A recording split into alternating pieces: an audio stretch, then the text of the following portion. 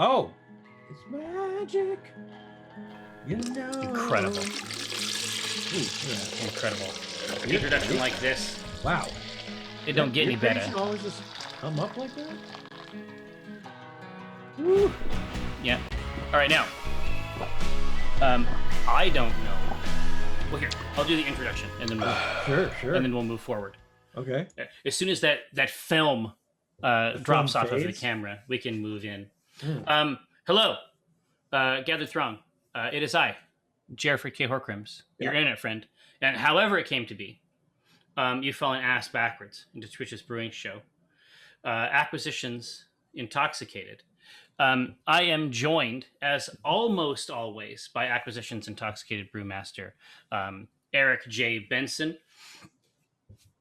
who has a variety of additional legal names that are They're legal often, now. Legal, yeah, often applied to Shit. documents. Do I have to like register that? Is that at the DMV? We've done it for you. Thing? Oh, okay, great. We've done it for you. Thank you. I appreciate it. So if you're looking for an Azerbaijan, same show.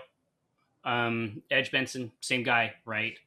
Notorious CJB, the full package. It's a greatest hits. It's like he is essentially a human greatest hits album. Every one of these personas richer than the last. A lot of value, obviously, being provided. So, that being said, what are we doing here? I mean, it's my great pleasure to inform you. We're here to give you that which you already own. Oh, I got you. I have the whole thing dialed in for you. Right. We're here to give you that which you already own, the Art and Science of Brewing. Now, we did not. You actually dropped this off when we were still getting ready for school over here. Mm-hmm. So typically we try it. And so this is actually like a blind taste here, but I forget which draconic beast is inside here. Mutually Assured Destruction. Oh, this is the blue one. Yeah, which is the Goza with fruits, ginger, orange, and fig. Oh man, yeah, it's fucking wild. This is going to be a wild ass ride. Yeah. Obviously, thanks for the gift sub there. Movies, much appreciated. Now, so obviously, Hero's Journey. You know, we try to adhere to that on the program. There's a rich narrative arc. Dr. Oddity, thank you so much. There's a rich narrative arc that goes through it, and one of those things, obviously, is the introduction of the sacrament. Ooh. You know, into the device. Yeah. And so, what do you have going on the boil today, EJB? I think this is Brass Tactics. Is that what we called it? Was it Brass Tact or Brass Tactics? It was Brass Tact, I think. Okay, cool. I just couldn't remember if I just forgot to spell the last part of it. Oh, it's fine. Worst case scenario that I feel very strongly that the channel will help. Yeah. It's what's the refusal of the call in the hero's journey? Is it Mike drinking the beer? Typically, yes. Typically, when he tries to drink it and makes a face, I think that's the refusal of the call to heroism. Yes. But so we have Brass Tact on the way. Sure. Very cool, simple recipe, but good stuff. You know, it's simple and not so simple, right? That's true. No, this is not the one I was thinking of from before. Yeah. This like field liquor, that sort of Australian ale, that sparkling ale. Yeah, that was pretty straightforward, except for the addition, at least for us locally, except for the addition of a lot of Australiana in the ingredient list. This is actually a dense brick of malt, setting up this awesome Irish red ale. Yeah, exactly. I mean, the base is Maris Otter, and then we're kind of coming over the top of it with honey malt and victory malt. And then 3 small grains of Apollo. Yeah, exactly. Really just to hit it home. Exactly. And we added some crystal for color. Yeah, just to balance it out. But man, you can't get away from the fucking calculation. Like, it's SRM calculation. This is what we want for the Brass Dragon. Right, exactly. Like, look at the color. It's effed. It's effed. But, and so obviously, as it goes onto the boil, please keep us abreast of the aroma factor. Goodness gracious, EMW, thank you so much. And Dissonant Nova, welcome aboard. So no, because I'll want to know what that particular combo is. That's one of the more dense builds that we've had, I think, on the show. Yeah, in a while at least. Yeah. For sure, for sure. All right. Well, here. So, do you want to Oh engage the yeah. ritual, and then we'll do the taste? Yep. All right, let's get it. Voodoo Ranger, welcome aboard. So nice to see you. It seems like there's some expansion to that range that I've seen at my local. I have seen at my local bottle shop, but I haven't had a chance to grab. I haven't had to grab that stuff up on top. I haven't had a chance to get my mitts on it. But if there is something novel, if there's something novel in the new excursions for Voodoo Ranger, I would certainly love to hear about it.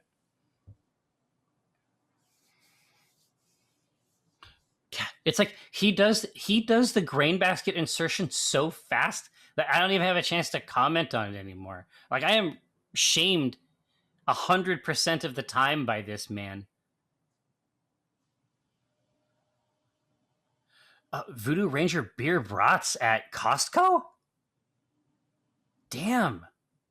It makes sense, though. Our own Jeff Cowles, he specializes in beer boiled brats.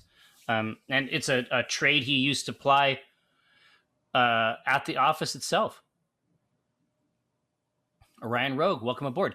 V2K is the new rotator that kills any other IPA that we made. Well, that's interesting, because the IPA experiments have been going on for years now. For me, it's like I got into the new Belgium game for the $2 Fat Tire Tuesdays.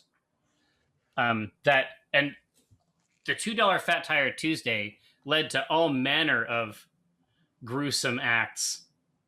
If you can get a pint for $2 of something that's good, it alters the night. Let's just put it that way. That's true. The night changes shape in a sort of like a lycanthropy sort of way. Yes, indeed. Stoldney, thank you so much. Yeah, same. We got lonely for it too. Now, so I'm going to keep an eye on this V2K. Apparently, the Voodoo Ranger is telling us that the new IPA is the hot shit. I will be the judge, sir. I'll grab some, put it on the show. Now, mutually azured destruction. First of all, the color cannot be gainsaid. Holy shit! All right, look at that. And this is the first time I've actually opened it, so I might actually have some. There might actually be some head retention on this one here. Let's take a look. Well, you can pour it straight in. Because we didn't use a lot. We didn't use a lot of crystal in here, so Eric, there's not a lot. Yeah, right. The scent. It's delightful, isn't it? Of this elixir. Yeah, it does and doesn't make sense. What the fuck is going on with this? Everything we put in it, like the fucking smorgasbord of flavor. It's a cornucopia. Wow. Fuck. Just pour it. No, don't even tilt it. Just pour it right down. Can do.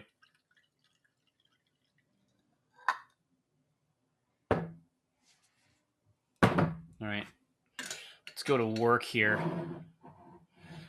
Well, yeah, I mean, we made the ingredients, right? I mean, obviously we made the beer, but then we added a bunch of crazy shit to it. Right. That scooched the SRM around. Yeah, exactly. This is what we're looking for here in the glass. My guess is that Fig dropped it hardcore. Dropped it way down. So remember, right? This is mostly Pilsner. The Pilsner was the base, right? Because we wanted a clean base, and then we put we put wheat in there to give it a wheat taste, and some acidulated malt to bring it into that salty goza flavor. To give it the bite.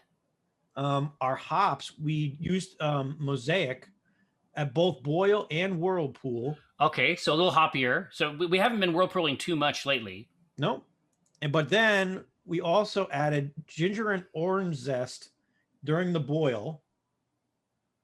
So you're going to get that ginger and orange zest. Mm-hmm. But then Fig was added to secondary fermentation. The ginger is so nice. Right. I haven't even put it in my craw. Let's give it a try.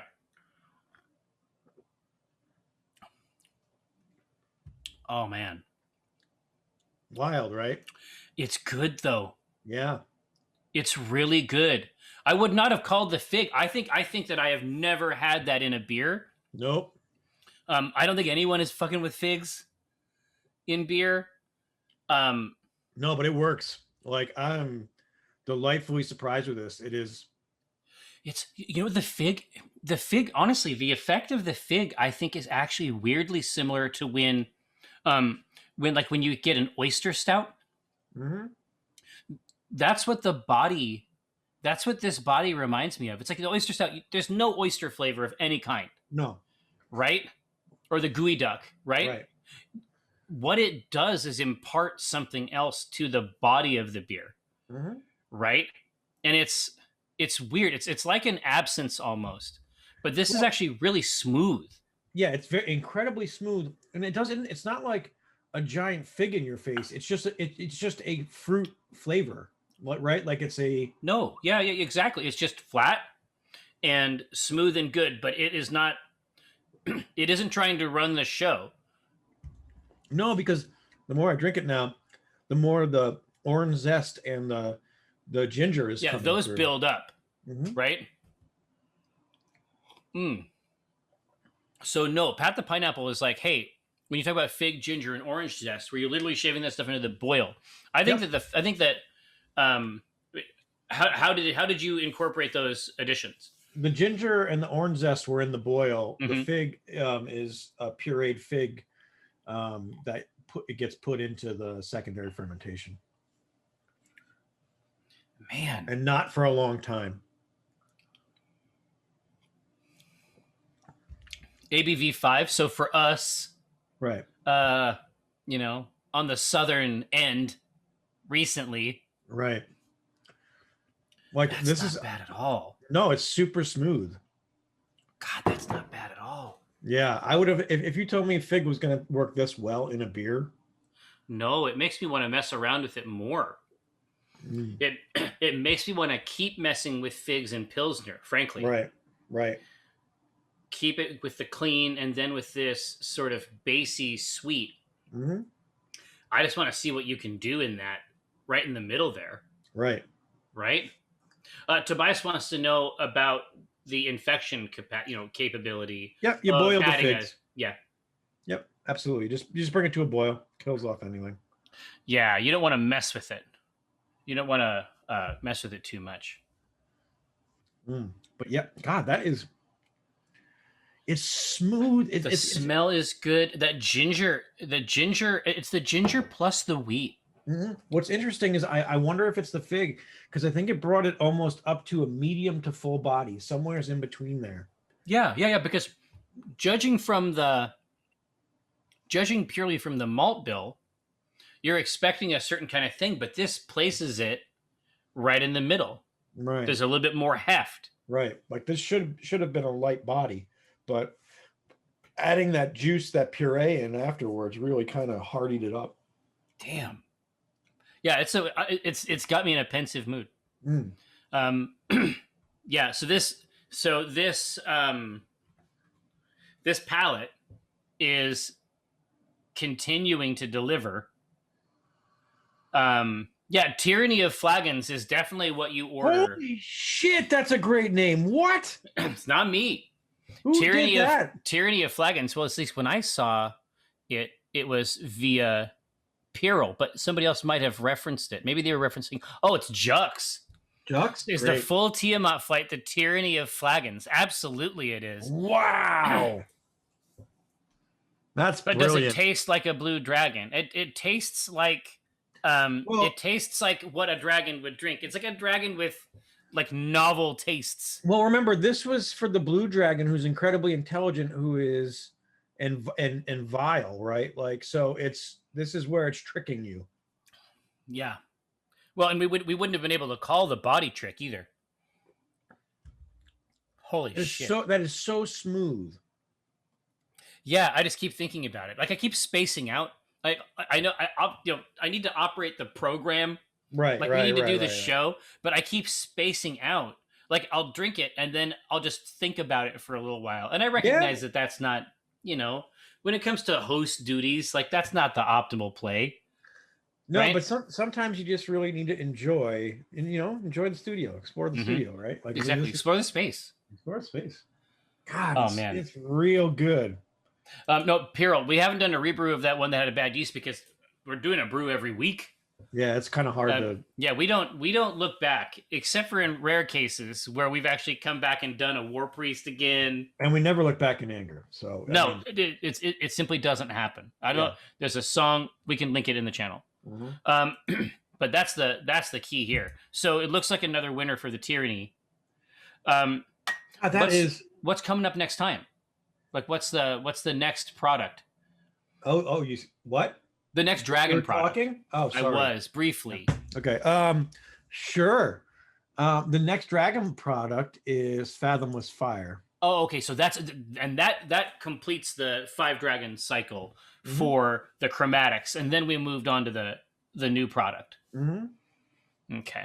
Yep, and that is the pale ale with the peppers and pomegranate. I just want to get back to it. Like part of the reason that I keep going back to drink it is the smell. Like I'll go back in to smell it, and then I'll be like, well, while I'm here. Yeah, it's like, I mean, it can't really just put it down without having a sip. Oh man. It just tastes like joy. Right. It tastes like camaraderie. Does it taste? Yeah, 100%. I mean, it's a time and place, right? Like, well, Tobias, you're talking to two men who have a world-class level of experience thinking about how to combine insects and beer. Oh no. It's one of the most horrifying. It's like, I feel like this is something that Josh did to us. I feel like there should have been a Josh cam just to see the smile on his face and to capture that as we crunched into each wing, leg. That was Kindled Sky. This is a real episode of the show. We were opening up tinned bugs and then trying to taste their properties, and we were surprised to learn that these are that there's gonna be beers that these are good for. Some of them obviously were very challenging, and even as I think about it now, it's not without horror, right? But some of these fucking bugs tasted like cashews. Yeah. Some of them tasted like jerky, and some of them had, I shit you fucking not, a rich smoky barbecue flavor. Somehow. It's like, but it's like with hops. We discussed that at the time, right? It's like all the flavor profiles for hops are like, oh yeah, we're just going to compare these to a bunch of things you already know. Right. Taste there are people with an incredibly detailed sense of taste. Like my eldest is like, has sensitivities generally, and they're able to taste things that are really, really complex. Like they have a very, very high resolution thing. That's not broadly applicable. Right. And so it's like, at the end of the day, it's like you taste these things and you start comparing them to existing things that you know about. I wouldn't have called barbecue that crunchy worm. Yeah, that wasn't really where I saw that going at all. No. Now, so what an experience. So speaking of the eldest, they have something that they have been thinking about a lot. And I think about it now as a result, is brewing with cereals. Okay. Yeah. Like, I would love to brew a Captain Crunch beer. Oh man, Captain Crunch is a dry ingredient. Yeah, But I mean, why not? That's a why base wouldn't malt. you fucking do That's it? a base malt in my book. Exactly. Yeah, exactly. That's one of the base. It's like, okay, we can use pills. We can use pale, or we could use crunch Crunch. berries. Yeah, Those done. are our two choices. No, I'm detecting notes of Fruit Loops. of Yeah, okay, crunch berry, obviously. of Yeah, toucan. yeah. No. So, yeah, something like breakfast cereals. Obviously, you could do fun additions and get wild with it, right? But that's actually not what they mean. They were looking at, because like their sort of go-to in the morning is like Bob's 10 grain Totally. cereal. Yeah. Every one of those grains is a brewing grain. Right. I just as an experiment, because we have the heavy mesh screens, I think it would be interesting to see what kind of efficiency we could get out of a 10 grain cereal blend. I'm not going to argue it. And then afterwards, then you just have a bunch of cereal. Right. Yeah, kind of soggy cereal. All I'm saying is that, we can go to PCC, we can buy it in bulk. Yeah, totally. But it's like a 10 grain bill. It's like if it had like sorghum in there, I'd be like, ugh. But everything that's in there is something that you would use to brew with. Right. Because they're not trying, like, there's no quinoa in it. Like, they're not trying to do something that's like bitter and like pecan. They're trying to make a sweet breakfast cereal. It's like it has all the properties that we want. Right. Right. So something to consider, and they would be very pleased. I would be a very cool dad if we made it. That's all I'm saying. Hey, I mean, it's pretty simple. Like, we just have to figure out what hop and what yeast to use. Exactly right. Exactly right. But in terms of the fermentables, it's there and it's pre-ground. Yeah. So we just need to figure out what the deal is. Yeah. Now, beyond the pale ale, Agavesi, that's really, really good. Now, as I suggested previously, Hero's Journey. We got to move on. Do we? Because I really don't want to. This listen. However you want this show to go, man. I mean, I can back your play on this. No. Sure. I'm just joking. We should go to the next dragon in the list. But right, I mean, what a delight anyway. Yeah, exactly. Next dragon. So let's see. So we did silver. What do we got left? We did platinum. We did brass. Yeah. What are we looking for next? Bronze is one of the other ones for sure. Copper and bronze, I think, are the big ones that we haven't addressed. Okay. Tin dragon? That's not it. Yeah, I mean, there was a meme today about tin dragons because, there's bronze dragons, so bronze is made for brass. Oh, there we go. And so then there's obviously why is there not a tin dragon, right? Aluminium. That's true. It's like we did Bahamut, so we actually started with platinum, not gold. Mercury dragons. That's fun. Yeah, they're real. They're real. Uranium dragon. That sounds like a fan-made Pokemon. Mercury dragons. They're delighted in unpredictability and were reputed to be mentally unstable as well. Yeah, it makes sense. Oh, essay. That's a really cool moment, dude. You want the rose gold dragon? Here you go. Give this a try, folks. See what you think about that shit. Oh, bronze. Yeah, I was like, wait, bronze? No, we did brass. Yeah. It's just the smell. Each of these is just so solid. Yeah.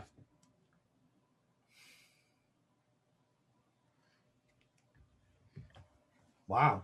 Copper is taking it away at this point. So do we think number 54 just needs to get the iodine treatment? No, because number 54 looked friggin' fine today. I don't get what's going on. So okay, then it's yeast strain, man. It's got to be. Something weird just happened there. Yeah. All right. So copper, it looks like I'm gonna let it run. It looks like maybe gold will jump there a little bit, but that's robust. What I'm seeing there is rich and flavorful. Oh yeah.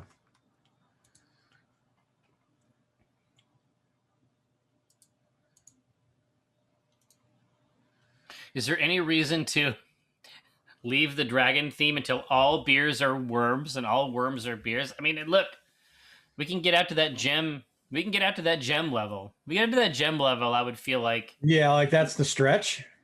well, I mean, that's like the ragged edge of this thing. I can see a scenario. The only thing that would excite me about those, aside from the lozenge, obviously, Sure. is the opportunity to investigate mineral additions. That's a good. That would pull me in, I think, to have an opportunity to learn that stuff. Right? I think that's a real good point. Let's see. Fairy dragons obviously are legit. Mm-hmm. I got nothing but love for these butterfly winged little friends. Tobias, yeah, gem dragons. I mean, I have all the old Monster Manual shit. Yeah. And then I also have that 90s period where they were releasing Monster Manuals. Eric knows what I mean. They were releasing the Monster Manuals with 3-hole punches in the edge so that you could just put them into an ever-growing binder of beasts. That's why I have the Ravenloft edition that has the Were Shark, which I feel like sucks shit. I mean, I feel like this Were Shark. Remember this thing? You just opened it up. That's exactly right. I have that. I mean, I have that same folder in that bookshelf behind my desk at work. Yeah. How great is that? I love this thing. It's really great. Something that's really cool. Like that just feels really cool about that. No, EMW, I do not have a Ravenlofts. My friend Tristan did work on that book and created a lot of sigils et al. So it looks like it's copper. Man, let me tell you something about like talking about all these dragons really wants me to do like I really need to play like a D&D or an RPG like dragon crawl or dungeon crawl for some reason. Like, well, you've been feeling like this for a while though. Yeah, I know. I'm just itching, right? You've been in the shoot. Yeah. I mean, for some reason, like talking about all the dragons really like brings it home, right? Like, I don't know why. Well, no, it's you got two things in this fucking game, man. You got dungeons and you got dragons. You see a dragon, you're halfway there. Right? I mean, Jesus. You're halfway fucking there. We're living on that. Man. Woo. But it is copper, Monfrere. So let's investigate these beasts. So copper dragons live in hilltops, dry uplands, narrow caves, classic, hidden chambers, stuff like that. Oh God, I love this. The art that's on the actual Forgotten Realms fandom. These things look fucking sick. The number one piece of art they have, it's got the watercolor background, but it also has, this thing has got the patina. This copper dragon has that patina we were talking about for the other one, where up along the wings and along the mouth, it's got that. It's moving into that turquoise color that just gets a hold of my shit. That's great. So what do we got here? Well, what do we think? So caves, they live up high? Yep. Up hilltops, narrow caves, secret hidden antechambers, in dungeons. I mean, they are they can be, in a lot of different places. They can turn the ground to mud. Okay. They can shoot spikes out of the ground, right? Get that note. That mud is putting me into a brown ale. Oh, that's a cool idea. Because that's gonna go along with even the color is gonna be basically right if it's on the lighter side of it. Those lair abilities, though, we like that. Cool regional effect. Intelligent creatures within 1 mile of the lair are prone to fits of giggling. Oh, dude, this is sick. This is a cool ass dragon. See, this is the thing. You don't fight these dragons. Generally speaking, parties don't fight metallics. They might meet them, but they don't fight them, right? And so you don't learn about their lairs, really. Right. And it's a chaotic good dragon. Like this isn't this is my dragon. Shit. Like this is what I'm about, right? So, but get a load of this, I mean, man. is this like the Tom Bombadil of dragons? You know what I mean? There's no question. There's no question. They love jokes and riddles and songs. Yeah. Right? And they don't like it. They love bards. Right? So let's file that one away. This is what I like. Right. So a copper dragon's lair is usually found in rocky, dry uplands and hilltops, as you said, created in narrow caverns. We love this. Getting a sort of like Last Crusade sort of vibe, exactly. Like down in the pitch. It's out here, right? Get your mitts on this. Created inside narrow caverns, right? False walls were created by the dragon in the lair to hide secret chambers and their most treasured items. So things that are worthless to the copper dragon, things that they don't care about, are placed outside the horde in false chambers to hide their stuff. But the stuff that they really like is precious ore, not processed metals. Right. Ore in its raw form. Artwork. So this dragon is weird. Yeah. This is like a dragon. This dragon has been to college. Yeah. Well, this is like your Tommy Chong that is just kind of like chilling. He's like, yeah, man. What did you bring? Great. This dragon vibes. Yeah. That's what we're learning here. Yeah. Clown dragon is exactly right. Yeah. This dragon wants NFTs. Exactly, Crimson. What, they mint them. Yeah. Oh no, they would be into it. They'd be into cryptos. Yeah. Like this dragon one of their chambers is like GeForce mining rigs. Right, but like it's also selling it's selling AR space in its chamber for your ads, right? Yeah. Like that's what it's doing. Yeah, it's like this dragon's real wealth is year over year growth. Right. It's 5-year projections. Like selling ad space in its lair. Virtual ad space. Well, no. So when you come in with your AR goggles, you walk in and you see, the Waterdeep contingent. You see like the Harpers have their ad space up. Exactly. Right. But Mr. Like, Benson, we're Harpers talking about a literally captive audience. Right. Euphemistically captive, but also literally captive. Literally captive. Yeah. Right? And that's got value. It's got value. So I'm loving it. Yeah, exactly right, Original Tay. Hipster dragons, that's what we're talking about. This is beast. Yeah. So yeah, we just got to figure out what the right style is. I love the mud. We can hide a lot of narrative and flavor twists inside of a classic brown. I mean, one way that we would hide big twists inside of a brown isn't fermenting it with the typical brown yeast. It's going to look a certain way, but we might address it with a yeast that is out of style that would grant it some odd but still good character. So I think a cool kind of vote would be either an amber ale or a brown ale. Ooh, because amber's good for copper too. Right. But amber is going to be more caramel and malty flavor, where brown is going to be more chocolatey and caramel. That's right. It's they're going to draw from different points of the same spectrum, right? So let me put those notes in there. So on the amber side, that's going to be caramel and malty. Yep. And on the brown side, more chocolatey. Yeah, it's like slight amounts of roast character, right? Yep. I just think that's a fun. Oh man, I'm not gonna thumb this scale, but if our fundamental descriptor, adjective wise, is about hipster dragons, I'm not touching it. I'm just saying there's some potential here. Right. Yeah, this goes. It really just goes either way. I mean, it's just.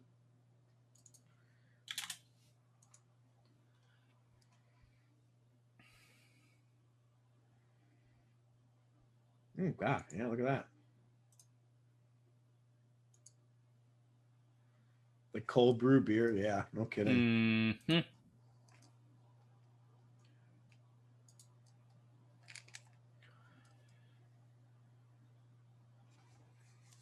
Oh, Ryan Rogue is coming in with the inside baseball brewer shit. I hate to say it, but if they desire ore and not metals, I think no filtering clarifiers. Not a hazy bomb, but not clear either. Yeah, and then for the styles that we're talking about, ambers and browns, there's going to be a lot of opacity there. It's got to be everything. It has to all hang out in there. We're not pulling anything out. It's not like our sparkling ale, right? Like for our Bahamut, God of Dragons field liquor, rolling around in the wee hours of the morning, right? Going crazy on these plants, getting that proboscis in there. What a friggin' goof. Different situation. Yeah. Gamer Gout, possibly golf, but most likely we're going to try and show off Demio in VR. Nope. And it's my great pleasure to assist him in this task. I think it's pretty special. I think it's a special game. Oh my God, I can't get out of it. Like I don't want to play any other game besides that game.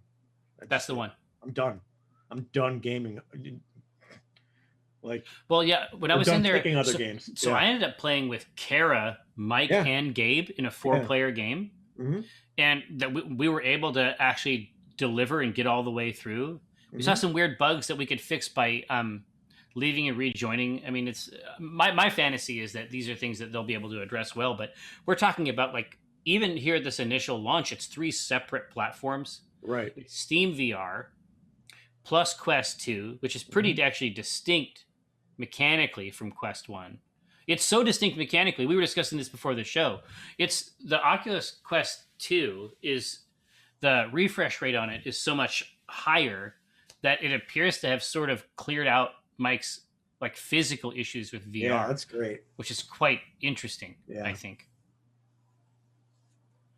Yeah, Sigs Van Cousin, as a single player game in the skirmish, Demio is essentially a puzzle game.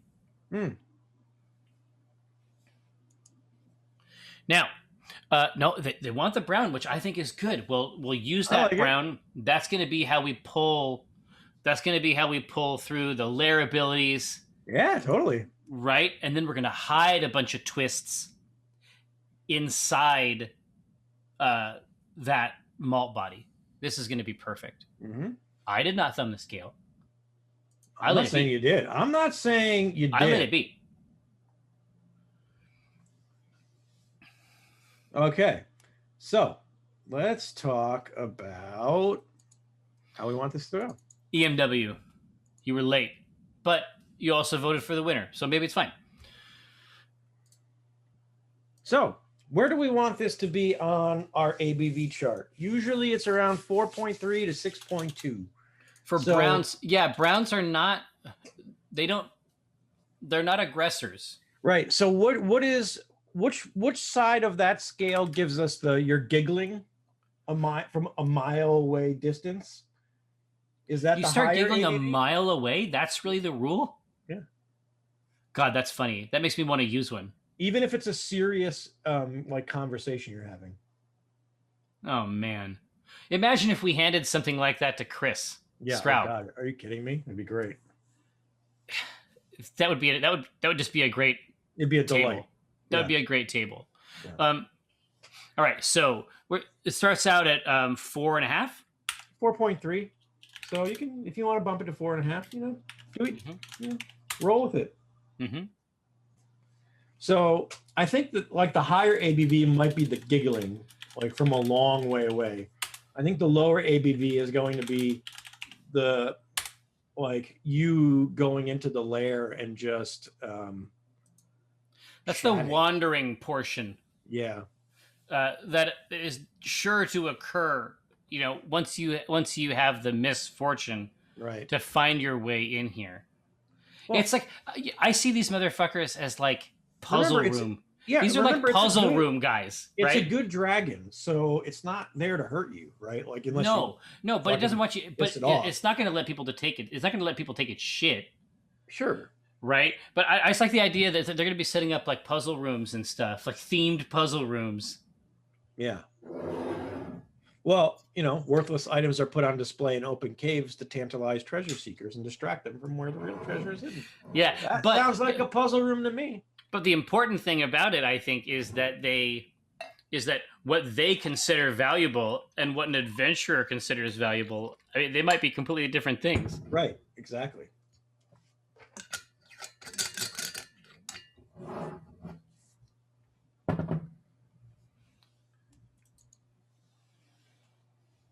Oh yeah, brain in a jar, no question. He would have a great time with it. He would flex big time. Yeah, this is a Dragon's Lair that you go and bring your friends to. You actually Right. set appointments. You're You like, reserve. yeah, exactly. It's like, you want to see this ore, or do you want to see the classic paintings? There are, there is the hall of, statues. It's really, Exactly. what do you want to explore today in this Dragon's Lair? Exactly. And you know that it's like, look very carefully. There are all these crazy puzzles. Right.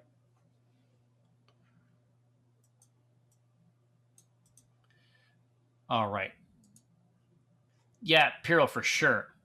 I wrote like a crazy poem and like really tried to flex on him with a dragon puzzle in a lair. And I mean, and I was like, I need to obscure this a lot more in order for this to even be a puzzle. They didn't perceive it. They did not perceive the poem to have puzzle content. No. They didn't get it. They're just like, yeah, Jerry just wants to make a poem. Exactly. They were just like, oh, okay, this is some Jerry shit, I guess. And it's like, no, this is very sophisticated content here. Yeah. Fucking appreciate it. Exactly. I put time in to this, damn it. All right, yeah. So 6.5, they want this thing to roll through. All right.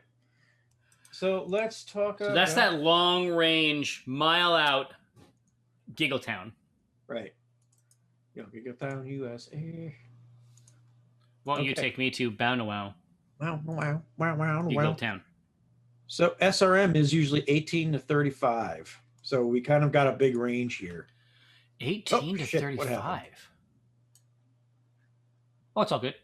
Oh, zoom in. Oh. A couple quick clicks there. That's not the same one. The fuck? I mean, the color values are basically right. Hold on. Boodle-a-doop.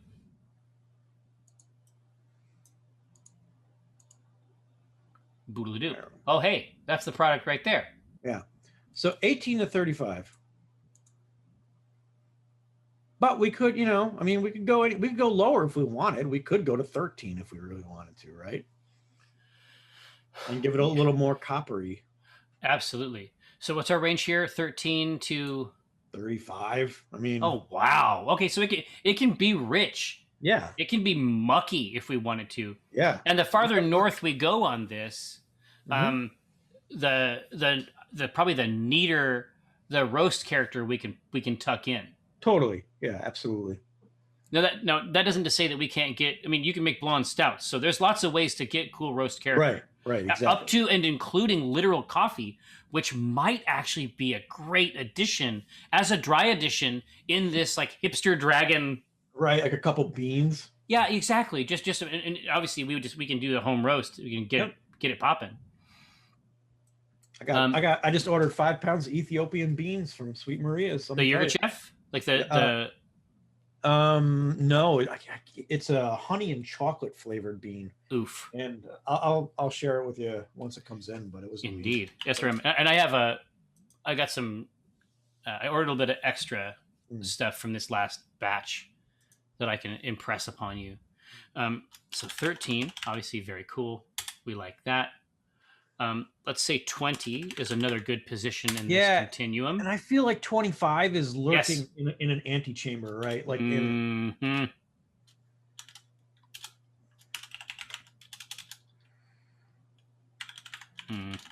it's like dimly lit, right? Exactly, like right. Copper. Yeah. I feel like there's lots of meat on these bones here. And like I say, and a coffee edition like the one I'm describing is not going to change the color that much because the beans we're talking about are not ground. Right. We're not steeping it like we would a cold brew or something like that. We're talking about whole bean. Yeah, we're just taking the flavor off of the edge of the bean, off the oils that are on that bean. Yeah, and it works great.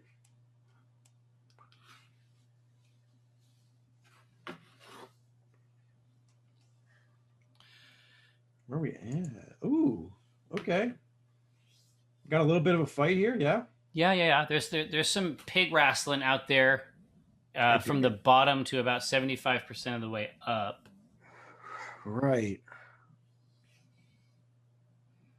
No. Yeah, and like I say, we can't actually go wrong. No.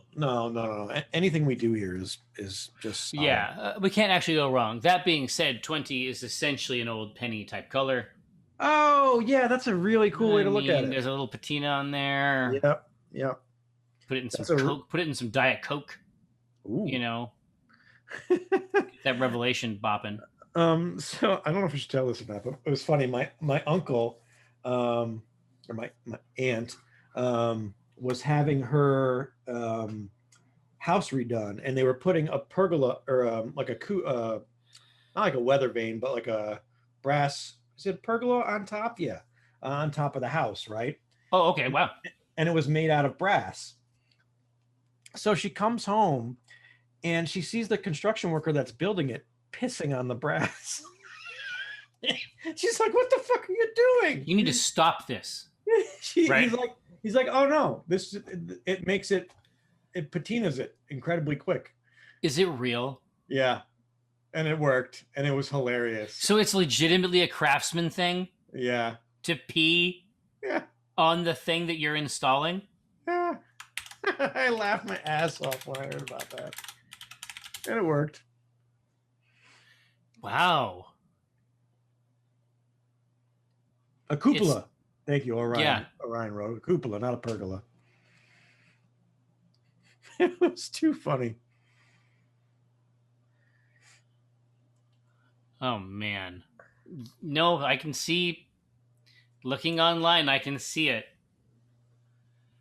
Yeah, exactly. A Frosty, yeah, he's peeing on everybody's roof now. Right. I mean, that's right. It's over. Sorry, this whole copper dragon thing just got me laughing about that and remembering it. It was like 20 years ago. It's like one of those funny. He's still peeing though. I guarantee. Yeah, he's still pissing on things, but you know it. He stays peeing on them. 20. So we're good there. Let me add that to my list. Now here's a cool thing that we get to play around. I mean, the IBUs on a brown. Oh.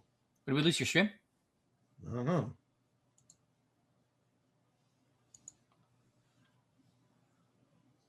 We gotta share it. Let's try this. So the IBUs on a brown are going to be between 20 and 30. Interesting. So the 20 is there really to balance out the malt flavor. The 30 is going to give us a little bit of bitterness. A hop energy. Yeah. Let's take a look at this. No, nothing crazy.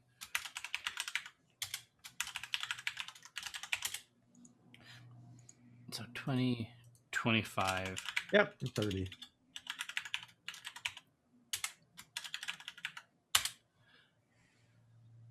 Yeah. And because we're talking about acids in this particular case, let's say that this is sort of our patina.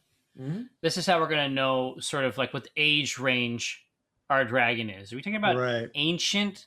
Right. That's going to be north. Because they have an acid breath weapon, right? Mm-hmm. So that's going to be up north. And they all have it, but that doesn't mean that we're not talking about, an adult or like a later adolescent bronze dragon. Like those are all legitimate expressions of this concept. But yeah, if we're talking about this, let's say that that's what we're moving into with this IBU stuff here.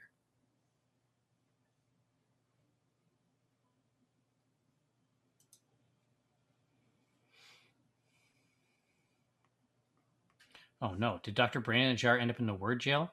Oh God. Oh, Dr. Branajar, this is a criminal act.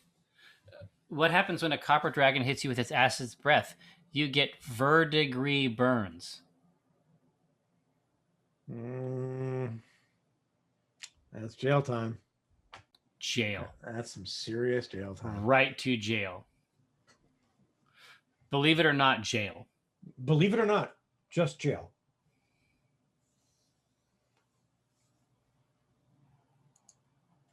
Oh, look at this. I like it. It's right in the middle, right? So it isn't like the advanced age. It's not that. It's right in the middle, which I think for this brown is going to be really great. Is 30 legitimately at just 30? I can't see that. Or 33? Oh, okay. Well, 30%. Yeah. No. I think this is actually pretty neat. Mm-hmm. I think this is a winner. I'll let it roll here for a second. Oh yeah, Yoimbo, trust me. I have many opportunities during the day to use my disappointed dad head shake, which is hilarious. I mean, I'm not in. I've got precisely zero moral position, uh, to cast aspersions on anyone. Right.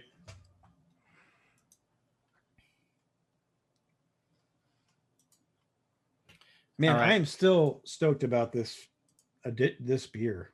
Like, No, this is a winner for sure. So there's our IBUs 25. Okay, cool. So let's talk about our base malts. With this brown, I think we can go one of two ways. The first one being a pale, or again, pale malt, clean, crisp, and balanced. Yeah, like the shine, maybe, right? Mm-hmm. The other one is going to be Golden Promise. A little bit sweeter, a little bit more coppery, right? It adds a little bit more color. But it's still a pale malt. Yeah, it's a cool spin on it. Mm-hmm.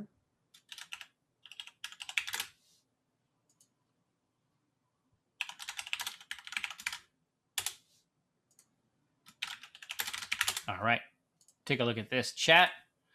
See if that strikes your fancy.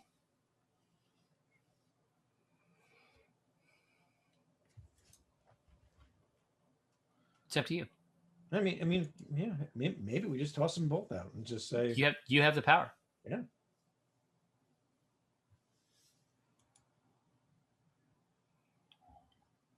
Yeah, it's hard to stop drinking that beer. Yeah, well, it's just again each time. It's like, oh, what a delightful nose. Yeah. I want to smell it, and that's where we end up. Yeah. I mean, I get it.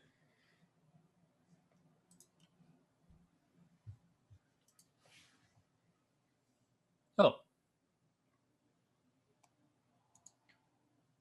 Whoa! Apparently, the Golden Promise. Yeah. Is winning. Success. It's coming out. All right. Yeah, that's going to win. So we have the sweeter, richer color. Mm-hmm. That's a winner. What was our ABV?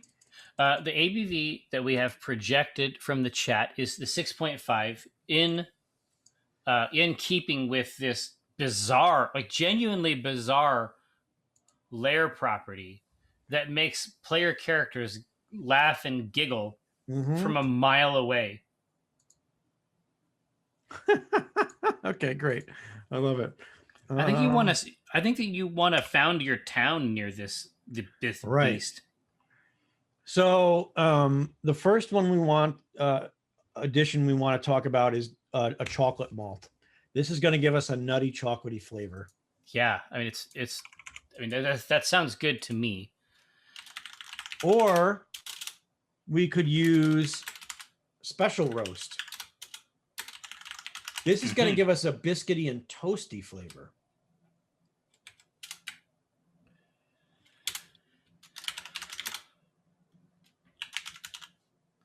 Biscuit? Yeah.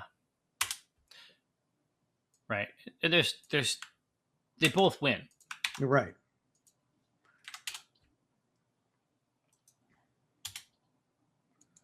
But I think, those two, do we want to give it the iceberg, the chocolate malt's going to give it the coffee-ish flavor as well. Yeah, the chocolate, it turns out there's a lot of overlaps between processing and producing chocolate and processing and producing coffee. And some of the taste, like some of those roasted flavors are right in the middle of that continuum between those two.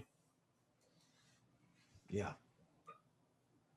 Ooh, this is going back and forth. Yeah, I mean they're both cool. I mean they're both going to get us into the SRM that's right. It's what do we want the basic character to be? Exactly. Do you want that nutty chocolate? I mean the truth is, in terms of coffee, if we want coffee, and I'm suggesting that we might. Um, I think the right way to get coffee in here is actually to use some coffee. Mm-hmm. Nothing too crazy, right? Um, but a brief dry addition of a fresh roasted coffee might be really interesting in a way that would be different from using a grain to get there. Man, I'm telling you, the ginger and orange zest in here is just delightful. Yeah, orange zest as an ingredient. Yeah, I really appreciate it. And that weird little acid bite Mm-hmm. gets balanced out by the fruit. It's nuts.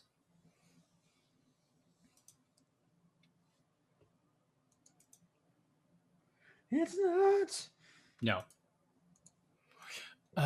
Okay. Oh, Interesting. wow. Look at this. So they're okay. So right now it's both. That's Josh. Is this the Penny Arcade account directly I am a firm believer. manipulating them Manipulating the scales behind the scenes? Yeah.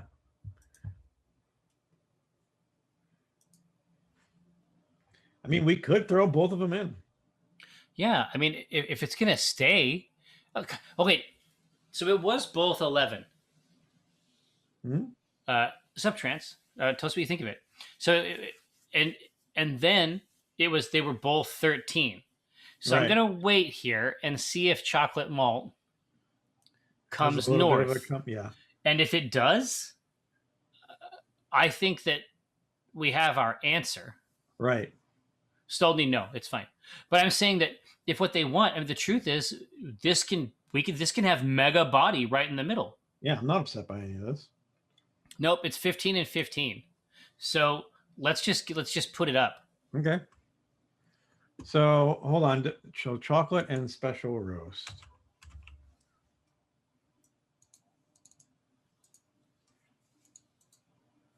Well, but stuff like that used to happen in things like that would happen in the C team all the time too, like Demon. It's just the it's the audience we have attracted. Mm-hmm. Schemers. Hey, what was our SRM? The SRM decided upon by the council is 20. Wow, that's fan-fucking-tastic. Look at that. Right in the middle. God, what a color. What a color. Man, that's going to be right. So the only thing I would say that if we can either say we're done here, because it's a great build. Yeah. Or we can say, let's put some caramel in it. Well, basically just to round out that body, just hit all the notes. It's basically, it's like it's the Horde, right? Yeah. It's all the good stuff. Yeah, Special B would be... That's the caramel. A great caramel edition. Yeah. So we can either say no, or we just, stick with this build, or just say we're going to add one last.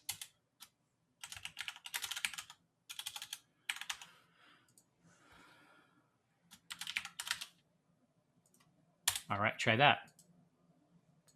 Caramel Boost sounds like a product.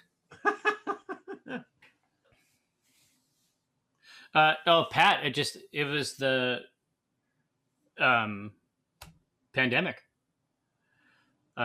There's a lot of real particular laws about what you can expose workers to inside your business, it turns out. Weird, right? And so, and certainly we tried to do the show remotely for a bit, but I don't necessarily think that that's good for our show. I mean, Critical Role didn't want to do it that way either.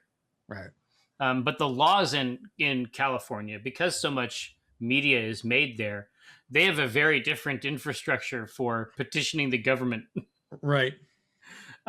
In terms of, what can be filmed and executed.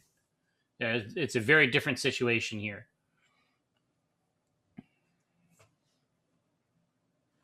No, they want the caramel. Okay.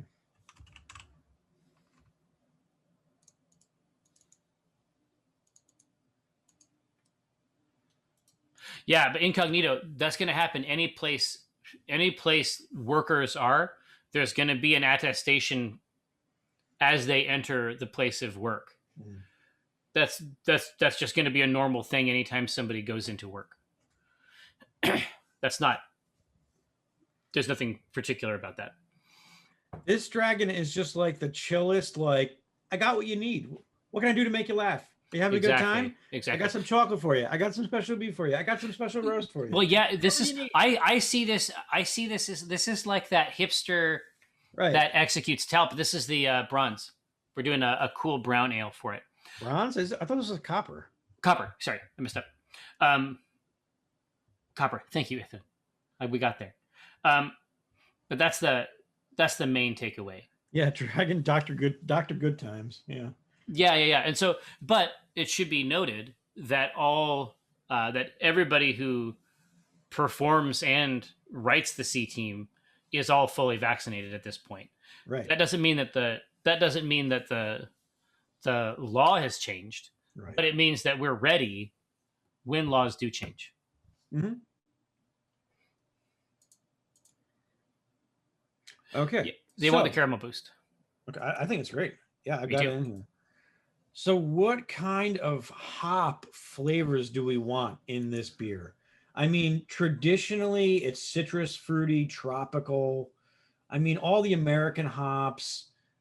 Citrus, yeah, citrus is a particular kind of vibe in there. But we really don't have to. We don't have to go that way. We can do whatever the hell we want. No. We can do what we want. So right now, the way that we have expressed this malt body, like in terms of as a rhetorical device, yeah, the malt body is essentially like the things that it thinks are cool.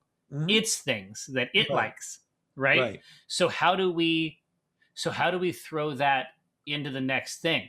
Pat the Pineapple says chocolate citrus flavor. That is a legitimate option. Right. Like there are hops that offer convincing citrus on multiple angles. Like we could do lemon citrus. We could do lemon drop. I don't want to do lemon drop with this much roast. Right. But I'm not mad at a Belma. Belma would be cool. Belma is a candy orange flavor from the hop, which I think might really work with this body. But it's an option. I like Belma, so let's add that to the list. Mm-hmm.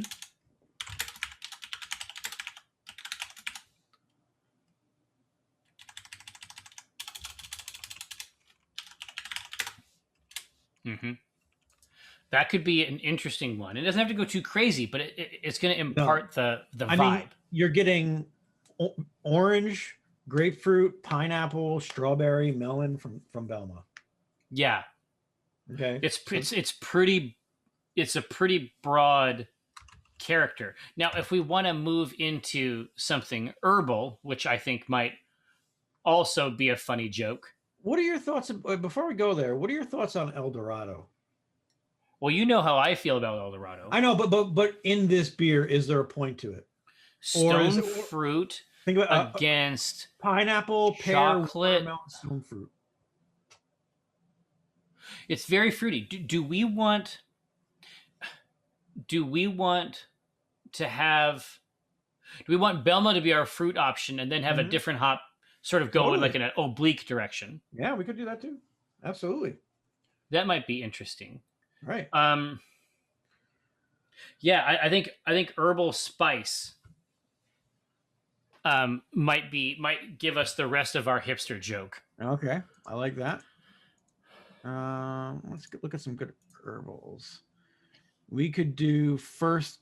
Oh, Idaho 7 is herbal. Oh, Idaho 7 is cool, and it has some, and it'll touch on some fruit notes, but it's going to express an herbal vibe as well. Yeah, I mean it's citrusy like apricot, orange, grapefruit, but it gives it that black tea and resiny pine aroma as well, which is really, really neat. You know, Galaxy is a good idea, but I think it might be a little too much for this beer.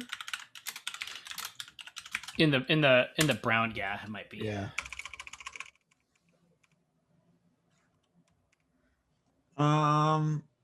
Amarillo is a good choice too. That is spicy, tropical, citrusy, flowery.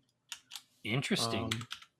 So that's another one that could be. I think those are some good choices.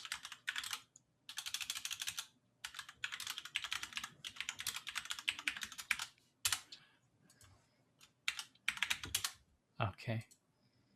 Now, Mr. Benson, can you soft shoe? Yeah. So, I mean, we really don't lose with this. Like, we used Belma before, and we used it a couple times. One was Belma was in Signing Bonus, which was the beer we did in collaboration with two beers. I like the idea of Idaho 7, though, as well, because of that black tea and resinous and pine, along with with the fruit. So that's always that. Like again, we don't lose with any of these. Amarillo, that's classic. Just a tradition, a hop that we can always throw in, and nobody's going to find it off-putting. Cab, think of it more as a spice than it is kind of tea. It's spicy and resinousy. But the chocolate, like I don't know, like the Belma is gonna. It reminds me of one of those, literally like those unfolding chocolate oranges, right? So that might be fun to play around with. I think it'll be a neat. It looks like it's winning, so I'm not going to tip the scales here with this one, but I think it'll be a neat addition, especially because we have the caramel in there from the special B and the chocolate malt and the special roast. Giving it that really strong orange flavor is probably going to be fun. And it's this. I mean, this beer is going to be whacked out in general just because of all the malts that we've put into it that are so distinct in their flavors. So we'll see what happens. I mean, that's the best part about this is we get to try out this, everything that we come up with, which is great on a small scale. What did I miss? Just talking about the hops and how we can really play around with. We're lucky because we can play around with these crazy builds and at our random scale, hops. Yeah, at our scale. Right. All right. So where do we end up here? So they want to go for that orange aspect. Mm-hmm. And what was the IBUs? I'm intrigued. They settled on 25, right in the middle. That was our patina factor. Perfect. Well, there we are. So let's talk about. Geez, wow, we went through this quick. Yeah, we gunned it. We Gundammed it. If you will. Hey, did your kit come? No, it should be here like tomorrow. I cannot wait. It looks like quite the. That's going to be a project. Well, the thing is, I'm like, I kind of want to save that for when we can all get together and do one. And I mean, doesn't that sound like a nice afternoon? Right, and then do another one in the meantime. Order another one in the meantime. Mm-hmm. Yeah, I have a. Unfortunately, I have my Lupus Rex, the Barbados that I have. Mm-hmm. Starting to get there. Oh, very cool. But that's awesome. Yeah. God, it was very, very fun. It was a very, very good investment of a Saturday afternoon. Holy shit! I think it's interesting because we're so used to doing GW minis that this is such a different take, right? Like it's alien. No gluing, no painting, and no. It's bizarre. Highlighting. You can paint if you want, but that's not the. It can. You don't have to. But I did grab, just because I had seen Mike build one last week and it looked like so much fun. I did grab a couple 30-minute missions. Oh yeah, those look really cool too. Well, I think that those would be really good for those would be good for wargaming. That's why I was like, I want to try their war game, like the rules that they made up for it. Like, why not? There's a bunch. I mean, a lot of them are. We can get there a bunch of different ways. So, right, totally. So what's next on our adventure? We have our hop. Let's talk about our yeast. Yeah. So this is interesting. So what are we talking about with this? Yeah, what are our options? I mean, I think we have the classic option. I wonder if the whole thing is about twists and surprises.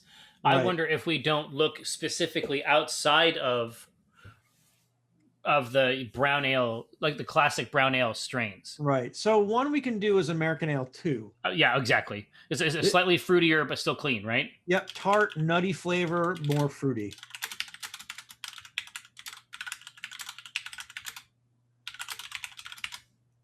Mm-hmm. Belgian dark ale. Yeah, and we've had good success with American Ale too. Yep. I don't think Belgian. I mean, Belgians would be weird to put into this. Yeah, I get the Belgian Fricatic. I'm not even mad at it conceptually. We've just used a lot of Belgians in off style, right, on the way up to good success. So I just want to try something else. Right. We could do a Kolsch. Interesting. It's going to be very malty. Yeah. Well, and this would be the one to try it on. Just big, like, strength in the middle of this build. Actually, another one could be the London ESB. Malty, balanced, fruity, rich. Think about that. An ESB London ESB? Yeah.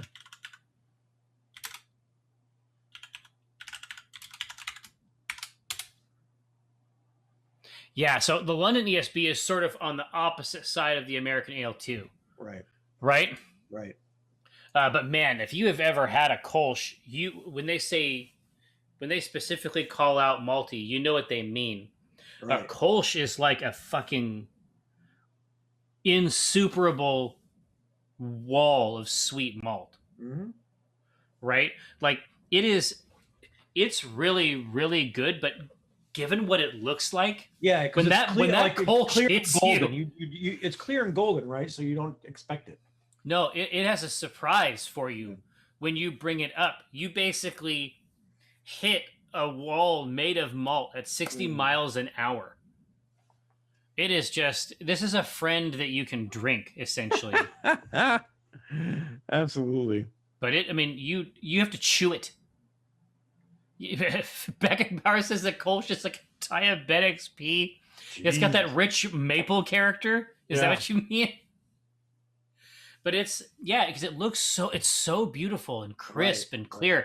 And then when you put it in your craw, you know about it. I just have the old memories of the old Kolsch bottles with the rubber stopper tops and everything. Oh yeah, the swings? Yeah. Hell yes. Yeah, it makes an impression on one. Right. Let's put it that way. But again, it's surprising in the same way that what we're building here is, where we want to lead you astray a little bit. Right. But once you get there, you see the cool stuff. You're like, this is great. Yeah. Exactly. But it just happens to be what it thinks is cool. It's a chest full of treasure is not necessarily the Copper Dragon the Copper Dragon vibe, right? No. He's like, oh yeah, here's a chest full of treasure, but back here, Yeah, exactly. It's like, let me show you show you our private reserve. Right. It's like, oh, Picasso's got a ton of them. Yeah, I got this weird stuff. You tell me what it is. I just like it. Elmore's I don't even know what it's. I don't know what's all in this got a whole plethora. Exactly. So malty, fruity, rich, plus the Belma. Mm. Malty, fruity, rich, plus the Belma. If it has the rich body and the malt, this is going to be with the orange. Yeah. It's going to be going to be its own. It's going to be piquant, right? It's going to be a hipster that you can drink for some reason. Yeah. God, what the hell do we name this beer? Well, exactly. And it's fine for me. Like, I think that it's like we get to experiment with things like this. Oh, yeah. Right? And so absolutely. If let's say that it were weird. Yeah. That's probably correct. I'm okay with that. That's actually spot on for the dragon we're Yes, exactly. About. Yes, Dr. Oddity, I know you're not a fan. I get it. I've seen it. I've seen it. I get it. but we're going to give it a shot. And let's say that it does have a novel texture. I think that that's correct. I mean, going into these metallics and like dialing in what they're dialing in just how strange and idiosyncratic each of them are, I think is really fun. Actually. I agree. Yeah. So now, next up, we do need a name. We do. For these products.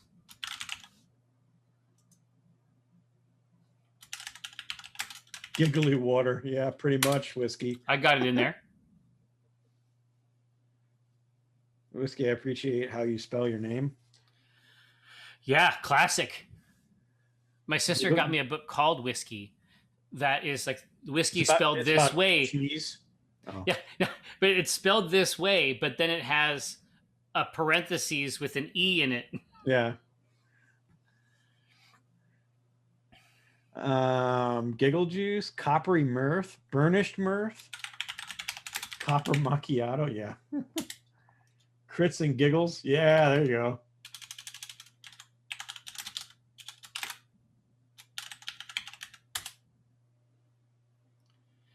Interesting. The mirth merc. There you go. Mirthmerk is just an interesting word. Yeah, I kind of want to make that a swamp, right? Like a poisonous swamp that makes it looks happy mucky when you get in there and you right. The Scotch. I am a member of the Scotch Whiskey Society. 1 Mile Mirth. That's fun. The Dank Mirthwood. That's great. That's juice. I love that. I could show you several bottles. Yeah. Purell. Laughing Meyer. Fantastic. Love it.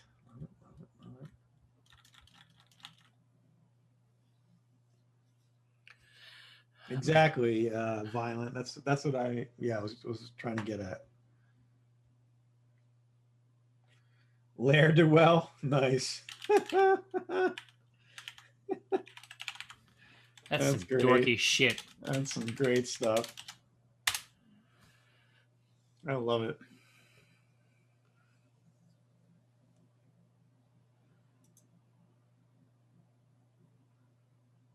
Pyro, yeah, you just gotta you can pay for a membership and they send you stuff. That's great. Well, it could be there's two things, Pyro. Yeah, there's the association, right? There's the Scotch Malt Whiskey Guild Association, and maybe what you're discussing there is a trade group. Yeah, it's probably the guild. Yeah, there's two tasting rooms there that I saw when I was there. One was in Edinburgh and one was a little bit farther north. But it was really cool. It stood out. I had such a great time there. Crookie, thank you so much. Well, and we shall see, Dr. Oddity. I mean, we will test it. We gotta Chester copper top pot. Yeah. we gotta play sometimes.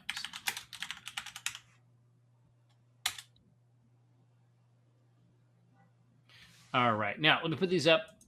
We'll see to what extent we even need. Yeah, if we need a runoff.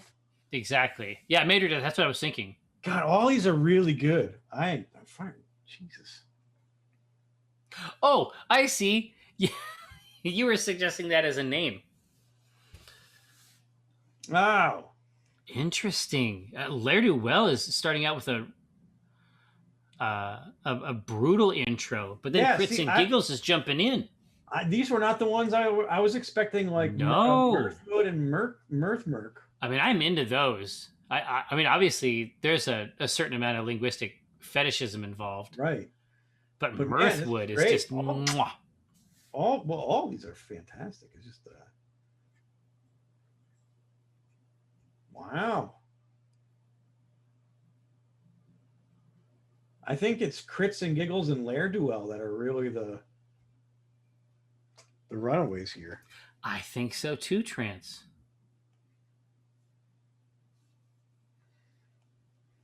Yeah, I think the Scotch malt whiskey. So it's the SMW. Uh, I guess this is the society and not the association, right? Right. That makes sense. So yes, I suspect there's more than one whiskey experience in Edinburgh. yeah, good call. Yep, Lair-Do-Well is so nice. You can see Lair-Do-Well on Yelp. Yeah. Right. Yep. So we'll do Lair-Do-Well and Crits and Giggles. I think that's a great runoff. That's a winner. Yeah.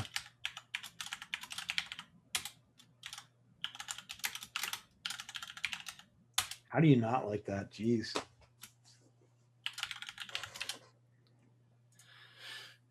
Give that a taste.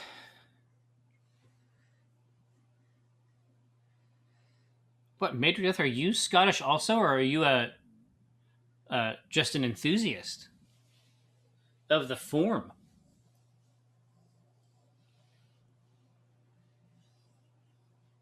Yeah, Ghostly's thumbing the scale. Wow. Good to see him in there. Lair-Do-Well is doing even better in the runoff. You know? I mean, here's the thing. We don't lose. Both of these are fantastic. No, it's true. I used to really enjoy the magazine. They stopped doing the magazine for the society. But I read those cover to cover. I thought it was amazing. Enthusiast. Oh, what is that? Is 57 to 42 at this point? Man. No, it's they're pig wrestling in there. Yeah.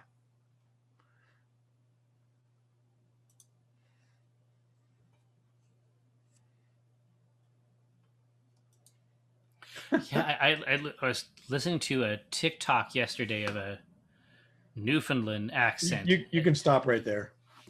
This is what my children. This is what my children say also. Yeah. But no, I couldn't. I'd never heard a Newfie accent, as they say. Oh, really? And it was a wild ride. Yeah, it was a wild fucking ride. It's like getting hit with a Welsh accent, you know? Yeah, I'm not sure that I actually have that one filed away. A Welsh accent? Oh, wait to go TikTok that. Is it hot stuff? Oh yeah, you'll love it. Yeah, this Newfie thing was wild though. It was just wild. That's one of the accents Alyssa can do. But I'd never heard it for real. Yeah. It was effed.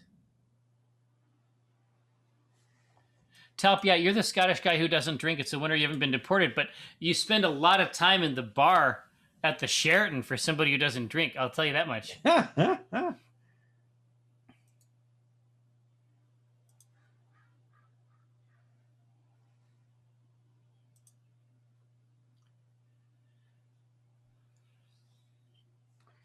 right. Well, I think Lair-Do-Well is going to come away with this. Yeah.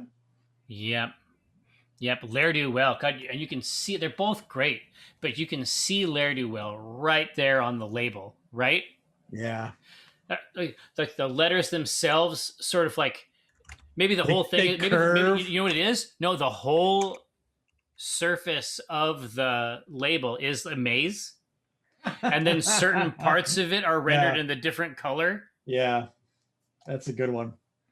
Whiskey Jacket, you did it. You did it.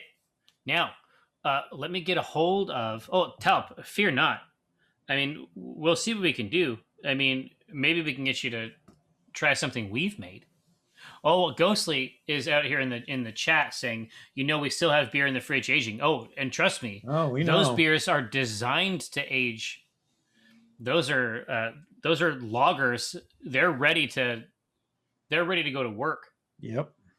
For sure. And that's to say nothing of Ryan's wine, actually. Oh, God, I'm scared of that wine. Right? I don't know what the hell's become of that thing. We'll find out. I was startled by the wine. Like when we were actually going into the juice. Yeah. And I sort of thought, I always assumed that wine grapes were connected in some way to Concord. Because it's a similar small sort of spherical grape. Sure. They tasted like raisins. Yeah. It was a weird, Different experience, right? um, it was a weird, but not wrong. No. But I just didn't know that I didn't know that that's what that juice was like. Yeah. It was That's only one part of the spectrum, right? Like, oh, absolutely. Like that was at the ragged edge. It was a yeah, cab sav, right? right. Yeah, exactly. And it's been at work there for a full year. I mean, is the right thing to do to pull it off of that trub? Yeah, we'll find. Well, we just got to go. I don't know. I haven't looked at it, so I haven't seen what it actually looks like. Yeah. So there's gonna be a transfer phase there to be sure. Yeah. Let me get a hold of Mr. Krahulik. And yeah, tell him he's up. Well, indeed. Get that. And then I'm gonna join him on there as well. So I'll be in his ear while he's putting that together. Have you seen his streams where he builds? Yeah, it's great. The stuff like that overhead camera of his, that 4K one. Yeah, that's a pretty solid way to resolve it. Oh yeah, absolutely. Like Dr. Oddity, the chromatic ones are mostly about personality types, just because I think that's what fascinates us about the good dragons. Sorry, Eric, go ahead. Oh no, I was just saying, even like I was using a C920 when I was doing the minis painting, and that took a little bit of jostling, but that 4K one is just spectacular. Yeah, and it's just, but the idea that it's an HDMI out, so it just plugs right into your shit, like yeah, it's brilliant. That's hot stuff. Yeah, is what it is. Yeah, so he's good. So we're gonna pass it over to him. Get ready, and then like I say, chat, I'll see you in there shortly. But until next time, thanks so much. Later.